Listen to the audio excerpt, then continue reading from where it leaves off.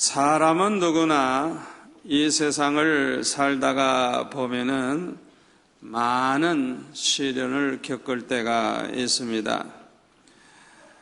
그런데요, 이 시련 때문에 더 강해지는 사람이 있어요. 이 시련을 통해서 더 온전해지는 사람이 있어요. 이 시련을 통해서 더 큰 축복을 받는 사람들이 있어요. 그러나 이와 반대로 이 시련을 이기지를 못해가지고 낙심하거나 원망, 불평하면서 사는 사람도 있고, 심지어는 자기의 삶을 비관하면서 자살을 하려고 하는 그런 사람도 없지 않아 있습니다. 시련이 왔을 때 깨달음을 얻는 사람, 시련이 왔을 때 변화가 일어나는 사람은 복 있는 사람입니다. 이런 사람에게는 그 어떤 시련이라도 축복이 됩니다. 아멘. 그런데 분명한 것은 믿음의 사람들에게 하나님이 주시는 시련은 믿음의 사람들을 축복하시려고 하는 목적으로 주신다고 하는 사실인 것입니다. 여러분 머릿속에 확실하게 아주 인을 치시기 바랍니다. 믿음의 사람들에게 오는 시련은 하나님이 축복하시려고 주신다. 아주 확신을 가지시기를 바랍니다. 그러므로 저와 여러분과 같은 믿음의 사람들은 어떤 시련이 온다고 해도 걱정하거나 두려워하지 말고 잘 참고 견디면서 온전한 사람이 되어서 더 큰 복을 받는 성도가 되시기를 축원합니다. 축원합니다. 사울 왕에게 찾아온 시련은 하나님의 말씀에 순종케 하려고 하는 목적이 있었습니다. 우리가 믿음이 있다고 하면 그 믿음이 있는 증거가 하나님께 대한 사랑으로 나타나기 때문에 믿음이 있다고 하면 하나님을 사랑하게 되고, 하나님을 사랑하는 마음이 있다면 하나님의 말씀을 사랑하게 됩니다. 그래서 하나님의 말씀을 가까이 하게 되고, 하나님의 말씀을 존귀하게 여기고, 하나님의 말씀대로 살기를 즐거워하게 되는 것입니다. 그런데 사울은요, 하나님을 사랑하는 마음이 별로 없었어요. 그래서 하나님의 말씀도 사랑하지 아니했고 하나님의 말씀을 존중하지를 아니했어요. 그러므로 결국은 하나님을 저버리고 말았습니다. 하나님의 말씀을 저버리는 것은 곧 하나님을 저버리는 것과 같습니다. 그러므로 결국 사울은 하나님으로부터 버림받게 되었고 비참한 종말을 고하고 만 것입니다. 여러분은 시련이 찾아왔을 때 하나님의 말씀에 순종합니까? 아니면 불순종합니까? 이것은 매우 중요한 일입니다. 어떤 시련이 와도 하나님의 말씀에 순종만 하시기를 바랍니다. 그러면 그 시련이 큰 축복으로 바뀌는 것입니다. 창세기 26장에 보면 이삭이 살 때에 흉년이 왔어요. 먹을 게 없어요. 큰 시련입니다. 그런데 창세기 26장에 보면 이삭은 하나님 앞에 기도하는 가운데 하나님의 음성을 듣게 됩니다. 하나님께서 말씀하시기를 네가 살고 있는 이 땅을 너와 네 자손에게 주리라고 말씀하시면서 이 땅을 떠나 애굽으로만 가지 말라고, 그리고 내가 너에게 지시하는 땅에 거하라고, 그러면 하나님께서 축복하시겠다고 그렇게 말씀을 해주셨어요. 하나님의 그 말씀에 순종을 했습니다. 그래서 애굽으로 내려가지 않고 하나님이 지시하는 그랄 지방에 거했어요. 그랬더니 그 해에 농사를 지어가지고 100배의 축복을 받아 마침내 거부가 되었다고 성경에 보면 말씀하고 있어요. 여러분 잘 들으세요. 어떤 시련이 온다고 할지라도 그 시련만 생각하고 걱정하지 마시고 하나님의 말씀에 무조건 순종만 하시기를 바랍니다. 그러면 그 시련이 오히려 더 큰 축복을 가져다 준다는 걸 믿으시기를 바랍니다. 두 번째로 느부갓네살 왕에게 찾아온 시련은 교만한 그를 겸손케 만들기 위한 목적이 있었습니다. 느부갓네살 왕은 아주 교만한 왕입니다. 하나님의 은혜를 몰랐어요. 하나님의 은혜로 왕이 되었고 하나님의 은혜로 나라를 다스리게 되었고 하나님의 은혜로 나라가 잘 되고 이렇게 흥왕한다는 걸 그는 몰랐어요. 그래서 이 교만한 왕은 다니엘서 4장 30절에 보면은 이 큰 바벨론은 내가 능력과 권세로 건설하여 나의 도성으로 삼고 이것으로 내 위엄의 영광을 나타낸 것이 아니냐 하면서 아주 교만한 소리를 했어요. 이 말을 하는 순간에 하나님의 진노가 임했어요. 그는 짐승과 같은 짓을 하는 이상한 병에 걸렸어요.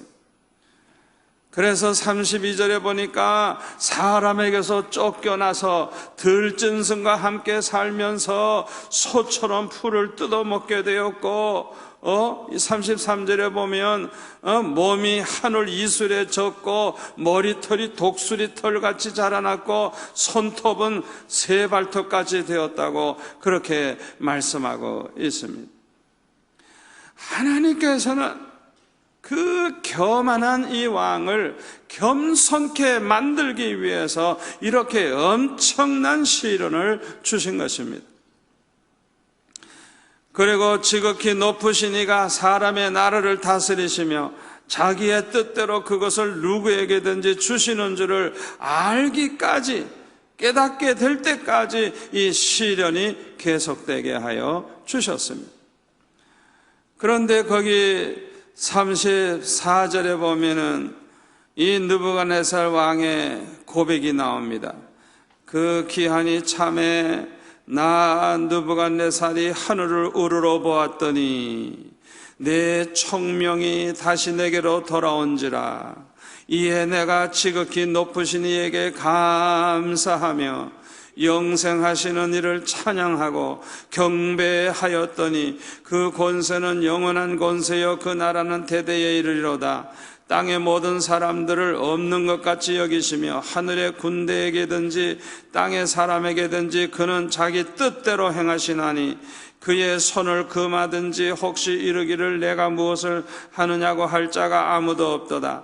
그때 내 총명이 내게로 돌아왔고 또 내 나라의 영광에 대하여도 내 위엄과 광명이 내게로 돌아왔고 또 나의 모사들과 관원들이 내게 찾아오니 내가 내 나라에서 다시 세움을 받고 또 지극한 위세가 내게 더하였느니라. 그러므로 지금 나 느부갓네살은 하늘의 왕을 찬양하며 칭송하며 경배하노니 그의 일이 다 진실하고 그의 행하심이 의로우심으로 교만하게 행하는 자를 그가 능히 낮추심이라. 느부갓네살은 이렇게 고백을 했습니다. 하나님은 겸손한 자에게 은혜를 주시고 교만한 자를 대적하신다고 말씀하셨어요. 저와 여러분은 꿈에라도 교만해서는 안 되겠습니다.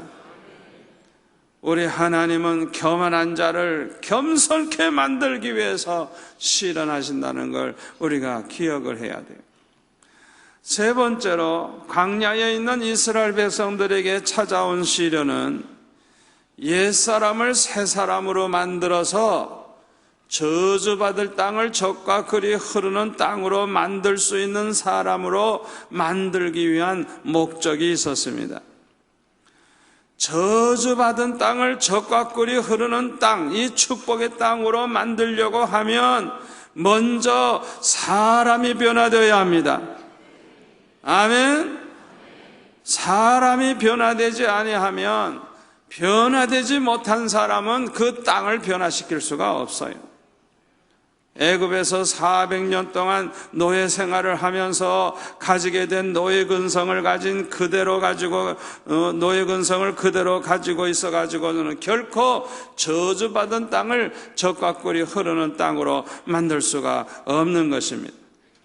그러므로 먼저 사람이 변화되어야 하는 것입니다.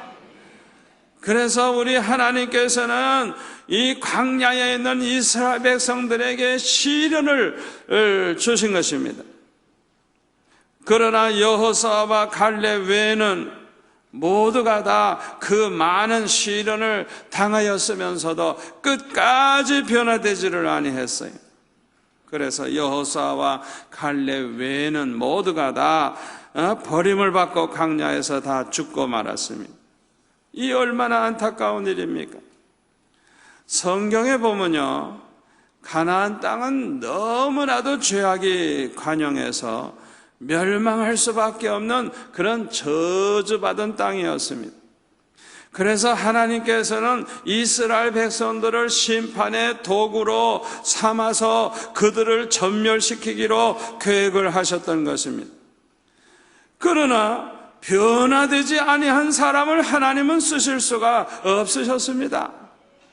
그러므로 변화되지 아니한 사람들은 광야에서 다 죽게 하시고 그의 자손들이 여호수아와 갈렙의 인도를 받으면서 가나안 땅을 정복하게 된 것입니다. 오늘 이 자리에 계신 여러분은 죄악으로 관영한 우리나라를 축복받는 땅으로 변화시키는데 쓰임받는 자가 되기를 원하십니까? 그렇다고 하면 저와 여러분이 먼저 변화되어 새 사람이 되어야 되는 것입니다. 그래야 하나님이 들어 쓰시는 사람이 될 수가 있는 것입니다. 네 번째로 아브라함에게 찾아온 시련은 하나님께서 아브라함을 믿음의 조상으로 만드시기 위한 목적이 있으셨습니다. 창세기 12장 1절에 보면 하나님께서 아브라함에게 네 번째 친척 아비집을 떠나 내가 네게 지시할 땅으로 가라 말씀을 하셨어요. 이것은 큰 시련입니다. 여러분 생각해 보세요. 오늘날과 같이 어디를 가든지 먹고 살 길이 있고 그러면 몰라도 옛날은 그렇지가 않습니다. 특별히 어디로 가라고 하는 말씀도 없고 내가 앞으로 지시할 것인데 지시할 땅으로 가라. 갈 길이 막막한 거예요. 그런데 분명한 것은 네 본토 친척 아비집을 떠나라는 거예요. 무조건 떠나라는 거예요. 아니 갈 바도 알지 못하는데 떠나라고 하니 세상에 이렇게 막막한 길이 어디 있겠어요. 큰 시련이죠. 그러나 여러분이 아시다시피 성경에 보면 아브라함은 무조건 순종을 했어요. 창세기 12장 4절에 보면 아브라함이 여호와의 말씀을 쫓아갔고 하나님의 말씀 무조건 순종했다는 뜻이에요.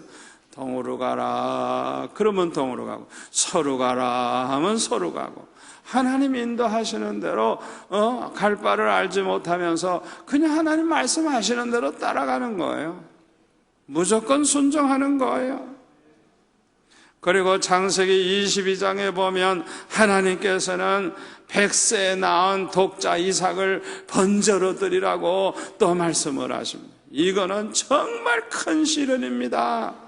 아니 세상에 그 귀한 아들 100세에 얻은 아들을 번제로 드리라고 하니 이게 얼마나 곤란한 일입니까? 이것은 아브라함에게 가장 심각한 아주 고민을 가져다 주는 시련이었어요. 그러나 여러분이 아시다시피 아브라함은 무조건 순종을 했습니다. 믿음으로 순종을 했다고 히브리서는 말씀하고 있습니다. 아멘. 믿음으로 순종했어요. 믿음으로 믿음으로. 아브라함이 믿은 하나님은 어떤 하나님이냐?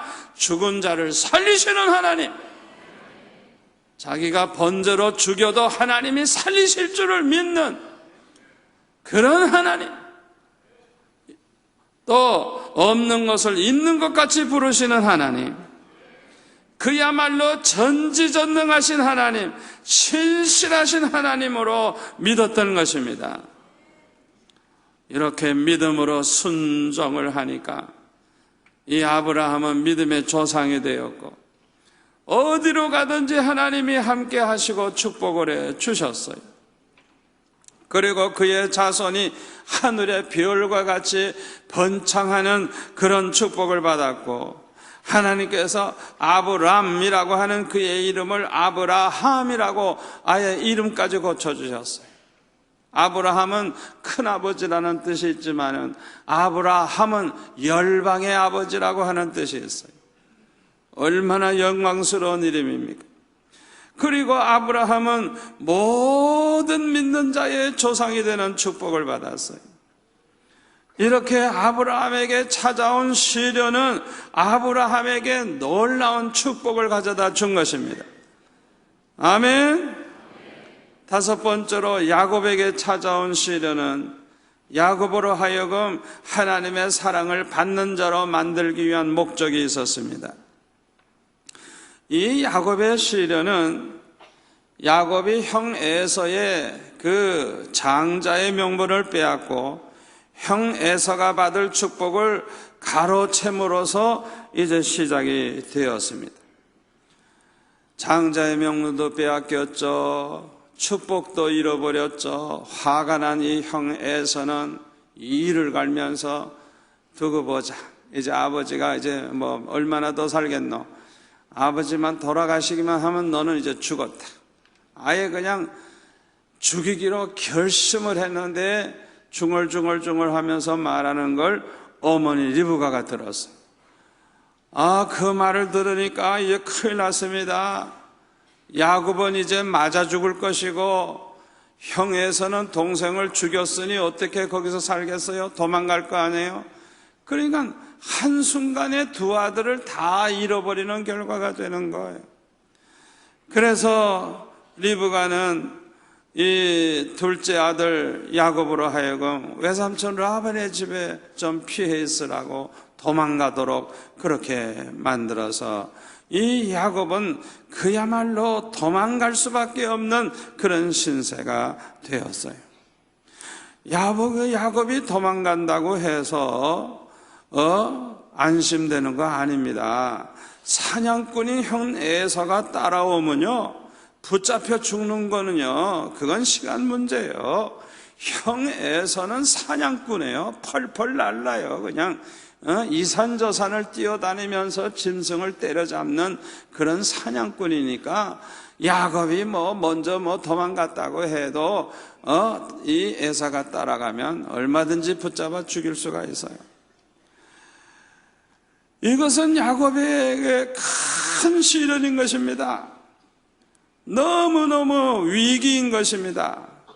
그런데요, 야곱에게는 어려운 시련이 올 때마다 그 시련을 이기는 비결을 가지고 있었어요. 그 비결이 뭐냐? 하나님 앞에 엎드려 기도하는 것입니다. 어려운 문제에 봉착했을 때 해결하는 비결을 야곱은 가지고 있었어요. 그게 뭐냐? 하나님 앞에 부르짖는 거예요. 기도하는 거예요. 아멘. 이 야곱의 비결이 저와 여러분의 비결이 되시기를 바랍니다. 어떤 어려움이 와도 어떤 시련이 와도 걱정하지 말고 하나님 앞에 매달려 기도해서 해결하는 그런 성도가 되시기를 축원합니다. 창세기 28장 20절에 보면 야곱의 서원 기도가 나와요. 도망가다가 해가 져서 이젠 더 이상 갈 수가 없어요. 옛날에 무슨 야간 전등이 있겠습니까? 무슨 길이 제대로 되어 있겠습니까? 캄캄한 길 더듬더듬고 갈 수가 없어요. 그러니까 할 수 없이 하룻밤을 들판에서 이제 잠을 자게 되는데, 그날 밤에 잠을 자다가 짐승이 달겨들면 꼼짝없이 죽는 거예요. 또 형제사가 따라오면 꼼짝없이 죽는 거예요. 그러니까 깜깜하지, 위험하지, 얼마나 그 밤이 정말 고민스러운 밤이었겠습니까? 그날 밤 야곱은 그냥 잠을 잘 수가 없었어요. 하나님 앞에 기도하기 시작을 합니다. 그런데 기도하는 가운데 놀라운 기도를 하게 됩니다. 어떤 기도를 하느냐? 하나님께서 나와 함께 계시사 내가 가는 이 길에서 나를 지켜주시고 나에게 먹을 거 입을 거 주셔서 편안하게 아버지 집으로 다시 돌아올 수 있게 해주신다고 하면 여호와 하나님이 나의 하나님 되실 것이요, 기둥으로 세운 이들이 하나님의 성전이 될 것이요, 하나님이 나에게 주시는 모든 것에서 10분의 1은 하나님께 반드시 드리겠나이다. 이렇게 하나님 앞에 서원 기도를 했어요. 여러분, 이 기도는 하나님을 감동시키는 기도고요, 이 기도는 축복의 문을 여는 기도입니다. 성경을 자세히 보면요, 야곱이 하나님 앞에 이날 밤 이 기도한 이 기도가 상달이 돼가지고요, 언제나 하나님이 야곱과 함께 하시는 거예요. 함께 하시는 거예요. 언제나 함께 하시는 거예요.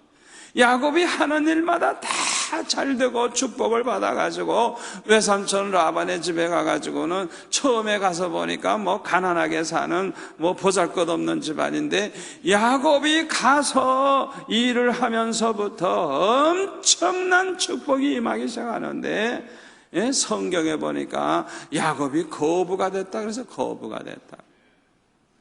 할렐루야, 할렐루야. 하나님의 축복의 문을 여는 기도를 하시기 바랍니다. 덮어놓고 아버지 하나님 함께 해주세요, 축복해 주세요, 나를 지켜주세요, 보호해 주세요, 그래서 편안하게 돌아오게 해주세요, 그런 이기적인 기도만 하지 마세요. 그런 기도를 하지 마세요.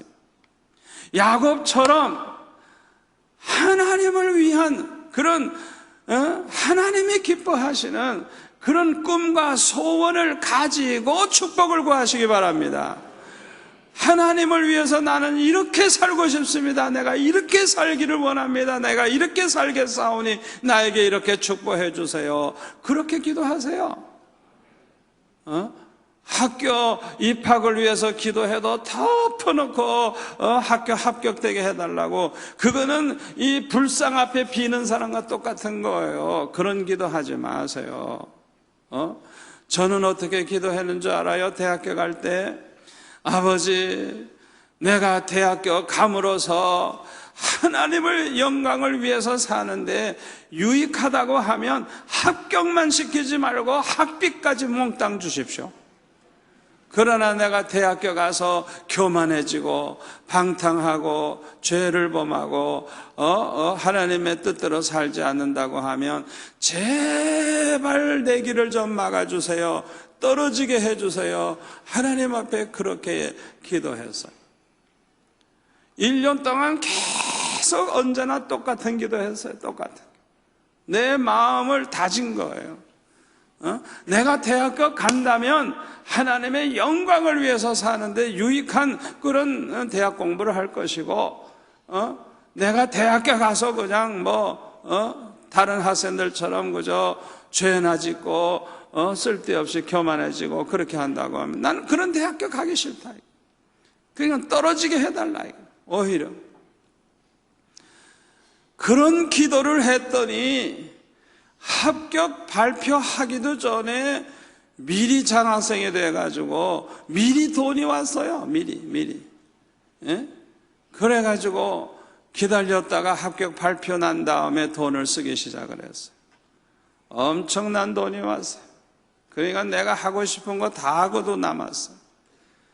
학비 내고 시계도 사고 양복도 맞춰 입고 구두도 사고 뭐 하든 책도 사고 하여튼 생각해 보니까요, 뭐 대학 학비 그냥 다 들어온 거예요. 그냥 다 들어온 거. 하나님이 그렇게 축복해 주셨어요. 하나님께서요, 감동받으시면요, 이렇게 미리 줘요, 미리. 하나님이 감동받으시면요, 내가 필요한 것보다 넘치게 해주세요, 넘치게. 넘치게, 넘치게. 아멘. 하나님 감동시키는 기도 하시기 바랍니다. 시련이 왔을 때, 어려움이 왔을 때, 낙심하지 마시고 기도하세요, 기도하세요. 하나님 앞에 서원 기도하세요. 하나님 기뻐하시는 그런 소원을 가지고, 기쁘시게 하는 소원을 가지고 하나님 앞에 기도하세요. 반드시 역사가 일어납니다.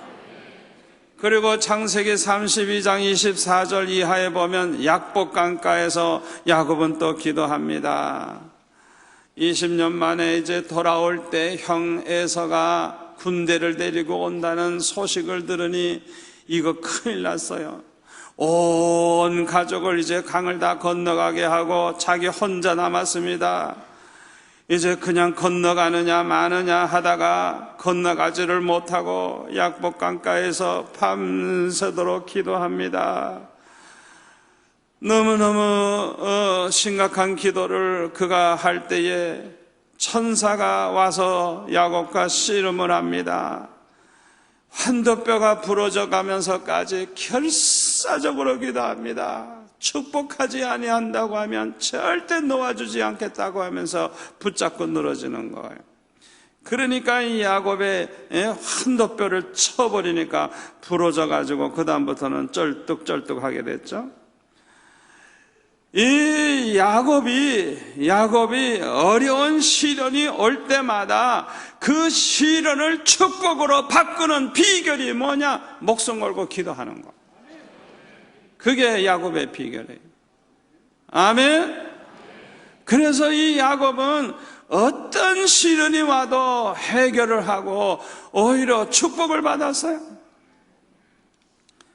야곱이라고 하는 이름을 이스라엘이라고 하라고 고쳐주셨죠. 야곱은 발뒤꿈치를 잡는 그런 아주 졸렬한 사람의 그 이름이에요.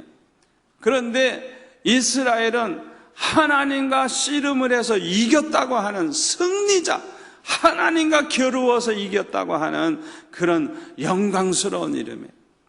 하나님께서 이렇게 야곱을 축복하셨어요. 시련이 왔을 때 하나님을 찾는 자를 하나님은 기뻐하십니다. 이런 사람을 사랑하십니다. 그러므로 야곱같이 시련이 왔을 때 기도하는 사람은 해결 못할 문제가 없는 것입니다. 아무쪼록 저와 여러분도 시련이 왔을 때 낙심하지 마시고, 앞이 답답하고 막막할 때 하나님 앞에 야곱처럼 결사적으로 기도하시는 성도들이 되시기를 축원합니다. 여섯 번째로 요셉에게 찾아온 시련은 하나님께서 요셉을 높이 들어쓰시려고 하시는 목적이 있으셨습니다. 요셉이 참으로 아버지 야곱으로부터 가장 사랑을 받는 아들이었습니다. 그러나 하나님께서 그렇게 사랑받으면서 자라나고 있는 이 요셉을 그냥 두지 아니하시고 애굽으로 팔려가게 하시고 노예가 되게 하시고 고생을 하게 하셨어요. 그뿐만 아니라 억울하게 누명을 쓰고 감옥에까지 들어가게 하셨어요. 그러니까 인간으로서는 아주 그냥 밑바닥 인생이 되는 거예요. 애굽으로 팔려갔죠.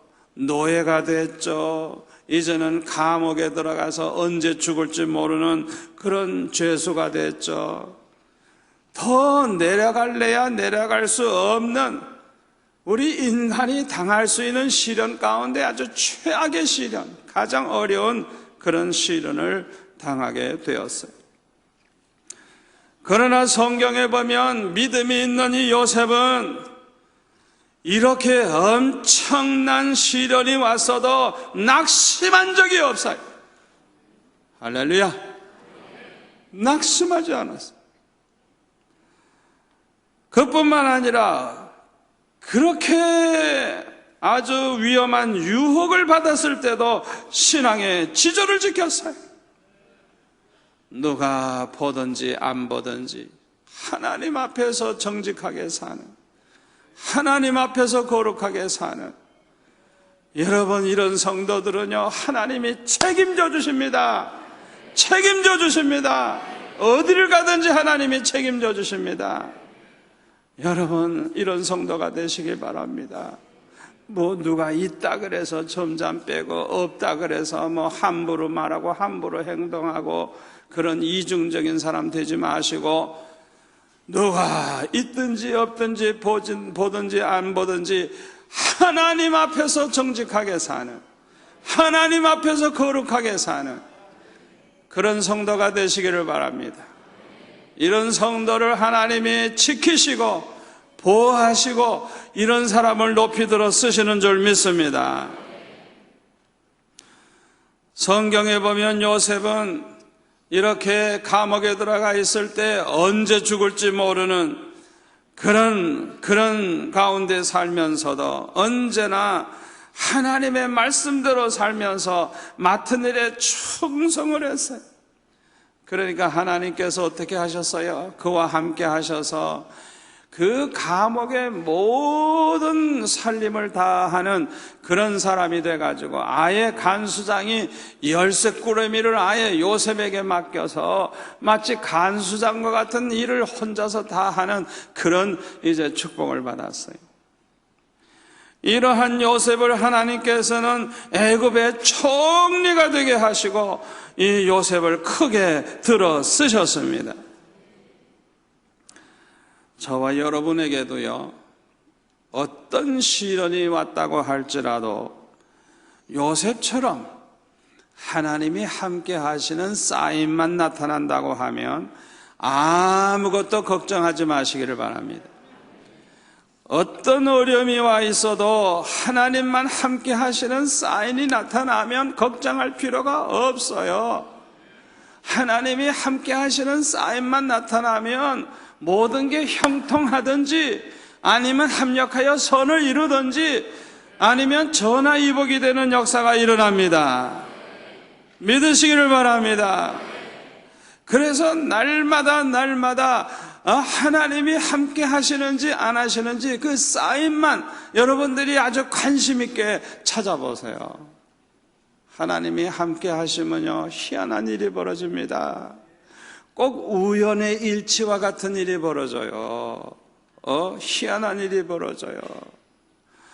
제가 오래된 얘기입니다만은 한 번은요, 우리 집에서 신방을 이제 나가면서 우리 집 사람에게 그랬어요. 여보, 내가 암소갈비가 먹고 싶다. 신방 가면서 그런 말하는 목사가 천하에 나밖에 없을 거예요. 그러니까 아침부터 무슨 갈비냐고 그러면서 이제 웃으면서 우리 집사람이 그렇게 이제 대답을 하더라고요. 그런데 그날 신방을 하다가 점심때 우리 교회 지사님을 만나는데 그냥 좋은 차를 타고 지나가다가 제가 걸어가는 걸 보고 그냥 딱 세우더니 목사님 점심시간 다 됐는데 어떻게 식사하실 수 있느냐고. 그래서 할 수 있다고. 그랬더니 그땐 뭐 교인이 몇 명 안 될 텐데 그래가지고 차에 올라탔어요. 그러니까 저는 어디로 갈지도 몰라요. 그런데 해운대 암소갈비집으로 가는 거예요. 그래가지고 제가 한 7인분 먹었어요. 아이고 얼마나 맛있는지 그냥 자꾸 먹으니까 자꾸 시켜요. 그냥 돈 많은 분이니까.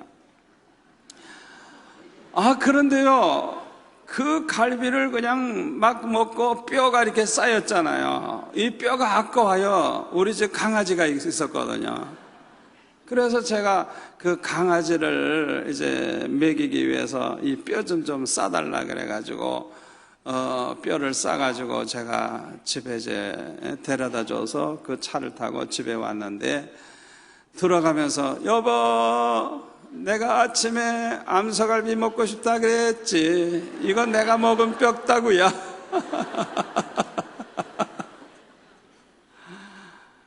그랬더니 우리 집 사람이 갑자기 얼굴이 시커매지는 거예요. 그러면서 뭐라 그러는 줄 알아요? 아니, 당신은 강아지 생각만 하고 내 생각은 할 줄 모르냐고 말이지. 강아지를 위해서 뼈다귀 갖다 줄 줄 알면서 자기는 그렇게 갈비 많이 먹으면서 그래 갈비도 하나 사가져 오지 않고 그냥 왔느냐고 핀잔을 받았어요. 그 순간에 제가 그냥 망치로 한 대 얻어맞는 것 같이 그냥 내가 실수를 했구나.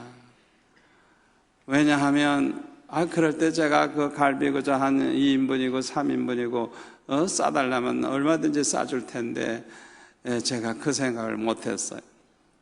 그래가지고요, 제가 그 실수를 어떻게 해서든지 이제 회복하기 위해서 남천동에 제가 어느 그 가정의 신방을 갔더니 그 부잣집에서 그냥 상다리가 흔들흔들 할 정도로 육회공군 다 나왔어요. 그냥 얼마나 어마어마하게 차렸는지, 이야, 이런 음식을 혼자 먹는 게 너무 아까워요.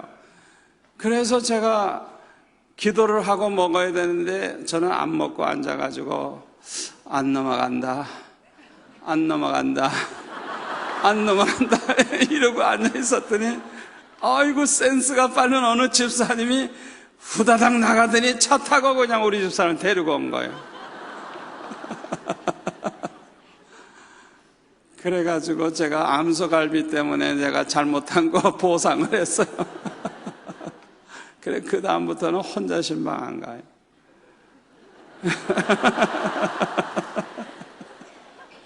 뭐 먹을 거 별로 없을 땐 그냥 먹고, 먹을 게 많으면 안 넘어간다.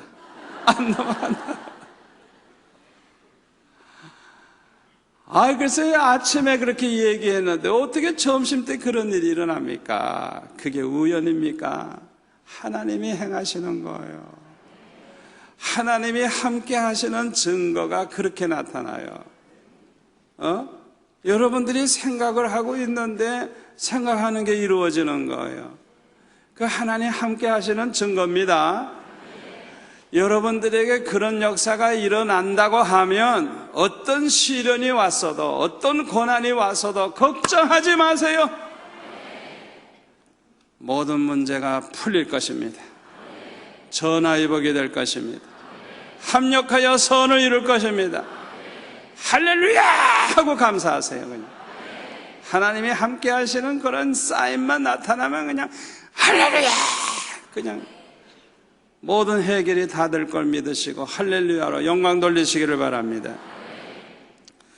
7번째로 욥에게 찾아온 시련은 욥을 정금과 같은 믿음의 사람으로 만들어 가지고 갑절의 축복을 받게 하시려고 하는 하나님의 목적이 있으셨습니다.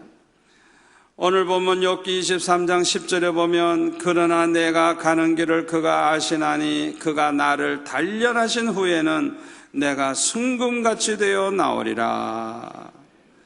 욥이 얼마나 무서운 시험을 당했어요. 그 시험이 엄청나요.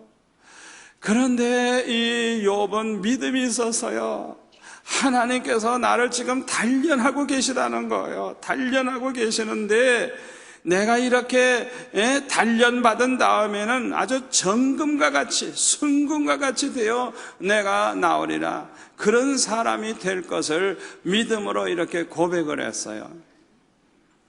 얼마나 위대한 신앙 고백입니까? 욥기 42장 12절에 보면 그의 말대로 축복을 받았습니다. 욥의 말년에 갑절의 축복을 받아가지고 그 욥기 1장에 나오는 그 욥의 재산의 꼭 2배예요. 보면 2배의 재산이 그에게 생긴 것을 성경은 기록하고 있어요. 하나님께서 이렇게 우리에게 시련을 주실 때 하나님께서 축복하시려고 하는 계획을 가지고 목적을 가지고 계시다는 걸 믿으시기를 바랍니다. 마지막으로 8번째, 다윗에게 찾아온 시련은 하나님이 주시려는 큰 축복을 감당할 수 있는 사람으로 만드시기 위한 하나님의 목적이 있으셨습니다.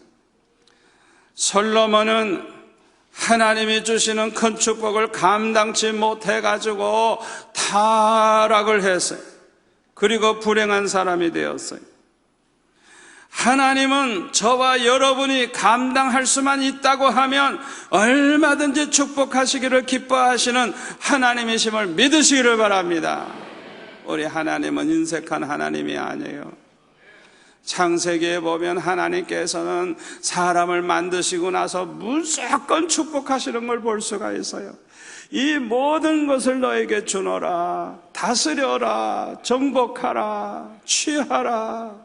너희들에게 다 줬으니까 너희들이 마음대로 마음껏 쓰라는 거예요. 마음껏 쓰라는 거예요. 그 하나님은 변함이 없이 지금도 저와 여러분에게 똑같이 말씀하신다고 하시는 사실을 믿으시기를 바랍니다. 저와 여러분이 감당만 한다고 하면 얼마든지 주시는 하나님이에요. 저는 수영로교회 개척을 하고 나서 수영 로타리에 그 땅을 다 하나님이 좀 주십시오 하는 그런 기도를 날마다 새벽 예배 끝난 다음에 기도 다 하고 나서 집에 가려고 할 때는 꼭 로타리를 한 바퀴 돌면서 기도하고 집에 돌아갔어요. 그 기도를 몇 년 동안 계속했어요. 응답 받을 때까지 저는 하는 거예요. 그래서 그 로타리를 다 하나님이 좀 달라고 그렇게 이제 기도를 했는데 어느 날 기도하다가 하늘을 쳐다보고 싶더라고요. 그래서 기도하면서 돌다가 하늘을 이렇게 쳐다보니까 새 한 마리가 올라가는데 얼마나 높이 올라가는지 나중에는 새가 잘 안 보일 정도로 올라가요. 그래서 오래간만에 새를 본다 이러고 보고 있었어요. 그때 주님이 저에게 말씀을 하세요. 저 새를 봐라. 저 새를 위해서 내가 예비한 이 공간을 봐라. 얼마나 높고 얼마나 넓고 얼마나 크냐. 다만 그 새가 날개 치는 것만큼 올라가고 날개 치는 것만큼 쓰지 않느냐. 내가 너를 위해서도 예배해 놓은 땅과 예배해 놓은 것이 그렇게 크고 많다는 거예요. 그러시면서 네가 감당만 할 수 있다고 하면 얼마든지 주겠노라. 저한테 그런 말씀을 하시더라고요. 그래서 제가 그 음성을 듣자마자 아멘 할렐루야 감사합니다. 감당할 수 있게 해주세요. 더욱더 충성할 수 있게 해주세요. 제가 그렇게 기도했어요. 왜? 나를 위해서 그렇게 다 준비해 놓으셨다 그러니까 내가 감당만 할 수 있다면 얼마든지 주시겠다 그러니까 감당할 수 있게 해달라고 더욱 충성스러운 목사가 되게 해달라고 그렇게 기도했어요. 그 다음부터는 안 돌았어요. 왜? 응답 받았으니까. 하나님은 다 준비해놨다고 말씀하셨으니까요. 내가 감당만 할 수 있다면 얼마든지 주시겠다고 하셨으니까 다른 걱정을 할 필요가 없어요. 내가 감당할 수 있느냐 없느냐 그게 문제예요. 그날 이후로 하나님께서 축복하시는데요. 로타리에 우리가 제일 처음에 시작할 때 230평 가지고 시작해가지고 옆에 100평인가 하나 더 사고 그 다음에 또 400평 사고 그 다음에 또 2500평 사고 이러다 보니까 그 로타리에 한 3500평 정도 그렇게 차지했어요. 그동안에 또 5만 평 또 여기서 어딥니까? 한 5만 평 되는 땅도 사고 이 백산에서도 한 15,000평 사고 하여튼 하나님께서 축복하시기 시작하는데 제가 생각하고 있던 것보다 몇 배로 하나님이 주시는데 앞으로도 더 주시려고 기다리고 계세요.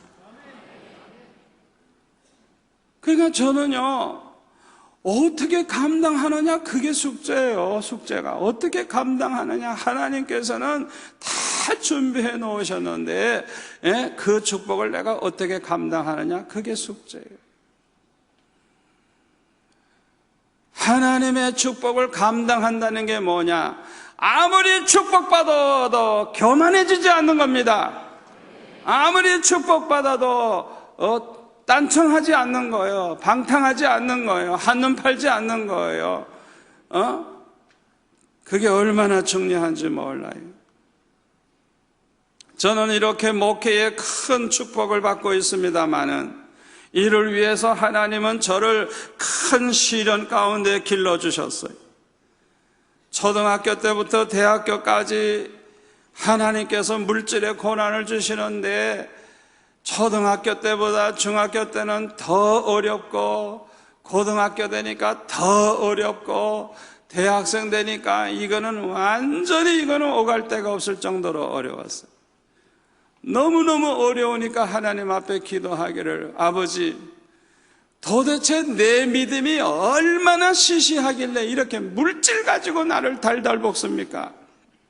내 믿음이 이렇게도 시시합니까? 하나님께서 나를 이렇게 물질로 자꾸만 단련하신다고 하면 난 아주 금식기도 죽을랍니다. 하나님 앞에 그냥 때를 썼어요. 그랬더니 하나님께서 좀 겁이 나셨는지 하나님께서 입시생들, 아주 한 달에 돈을 많이 주는 입시생들 맡아서 가르치게 됐어요. 그래가지고 수입이 많아지니까 사골세방을 전세방으로 한 칸을 두 칸으로 그렇게 늘려가기 시작을 했어요. 하나님께서 풀어주기 시작을 하셨어요.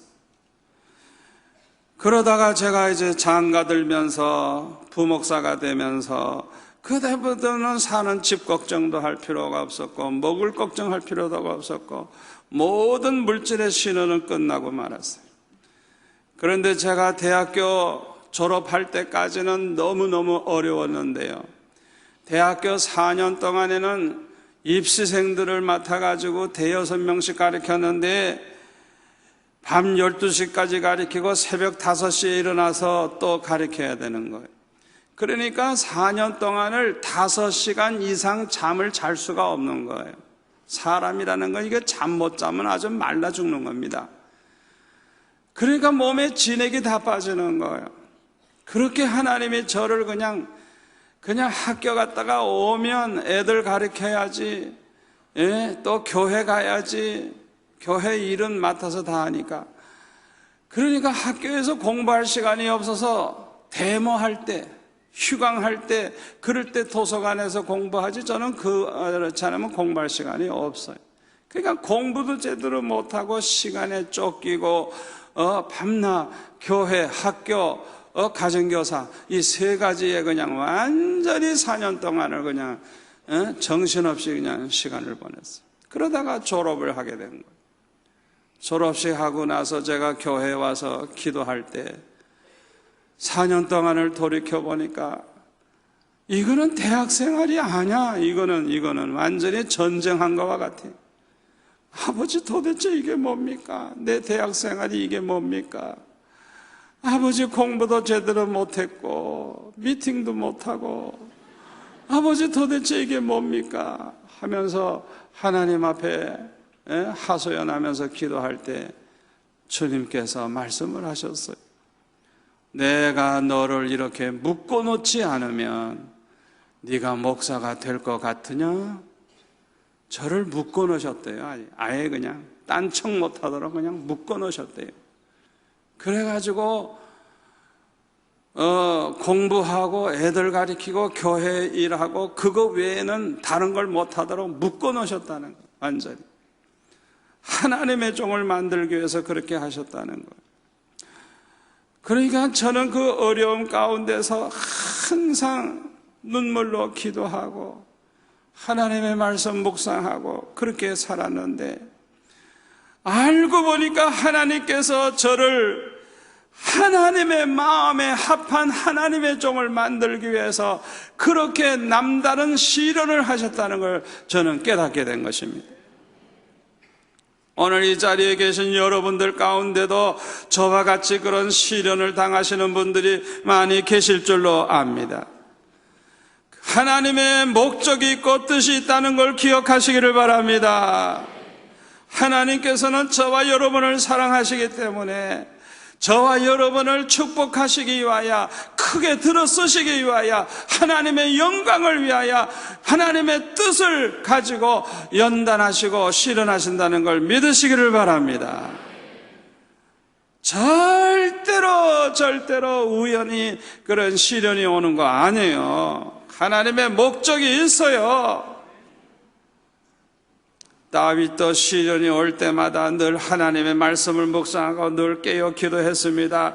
그 결과 큰 은혜를 받았고 선지자와 같은 왕이 되었어요. 그래서 하나님께서 아무리 크게 축복하셔도 교만해지지 아니하고 오직 하나님의 성전을 지어 바치고 싶어하는 그런 마음으로 정성을 다해 준비를 했어요. 그 결과 더 크게 축복을 하나님이 해주셨고 역사의 길이 남는 가장 존경받는 왕이 되었습니다. 하나님의 마음에 합한 사람이라고 하는 인정을 받게 됐어요. 여러분에게는 어떤 시련이 있습니까? 하나님이 믿음의 사람들에게 주시는 시련은 축복하시려고 하는 하나님의 계획이 있고 뜻이 있습니다. 하나님의 목적이 있습니다. 아멘. 확신을 가지시기를 바랍니다. 아무쪼록 믿음의 조상들처럼 모든 시련이 축복으로 바뀌어 주시기를 축원합니다. 축원합니다.